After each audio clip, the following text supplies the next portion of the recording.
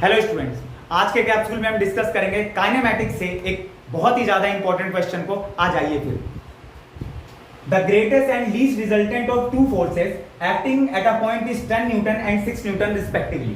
ठीक है, तो यानी अगर मैं यहां पर ग्रेटेस्ट रिजल्टेंट की बात करूं स्टूडेंट्स, यहां पर अगर मैं ग्रेटेस्ट रिजल्टेंट की बात करूं तो ये क्या है मेरे पास a plus B which is equals to 10 newton. सही है, यहां पर मैंने a और b को इंडिविजुअल फोर्सेस लेट कर लिया है ना। तो ग्रेटेस्ट रिजल्टेंट क्या होगा 10 न्यूटन। वहीं पर मैं अगर लीस्ट रिजल्टेंट की बात करूं, लीस्ट रिजल्टेंट की बात करूंगा तो a minus B which is equals to 6 Newton.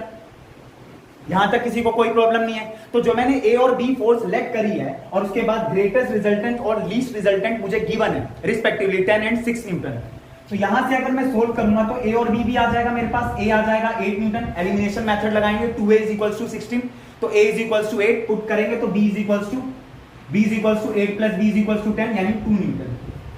a और b मेरे पास फोर्सेस आ चुकी हैं। अब आगे पढ़ेंगे ध्यान से। If each force is increased by 3 newton, find the resultant of new forces when acting at a point at an angle of 90 degree. यानी हमें थीटा भी गिवन है, 90 डिग्री। तो जब रिजल्टेंट निकालेंगे न्यू रिजल्टेंट तो वहां पर इसको पुट करेंगे। तो सबसे पहले हम क्या करेंगे, a डैश को निकालेंगे which is equals to a plus 3 newton. और उसी तरीके से अगर मैं b डैश की बात करूं which is equals to b plus 3 newton, है ना। दोनों फोर्सेस में 3 न्यूटन का इंक्रीमेंट देखने को मिल रहा है। तो यहां से क्या आ गया 11 न्यूटन और यहां से क्या आ गया 5 न्यूटन। तो मैं अगर r डैश की यहां से बात करूंगा तो which is equals to a dash square plus में b डैश स्क्वायर प्लस में 2a dash b dash cos theta.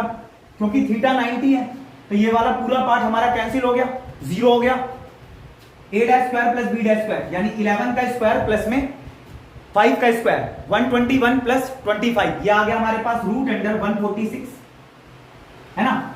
तो अगर ये 144 होता तो एग्जैक्टली 12 बाहर निकल जाता, 146 है तो ये डेसिमल में आएगा। इसको सोल्व करेंगे तो 12.1 न्यूटन अप्रोक्सीमेटली यहां पर हमें देखने को मिलेगा।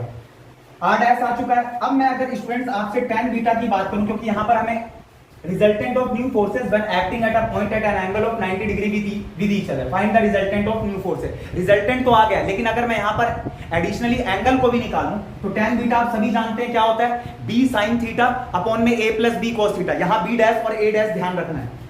तो क्योंकि sin अगर एंगल 90 है तो sin 91 cos 90 0, तो मैं कह सकता हूं b डैश अपॉन में a डैश। सही है, तो यहां से मेरे पास क्या आएगा 5 अपॉन में 11 विच इज इक्वल्स टू 0.4545।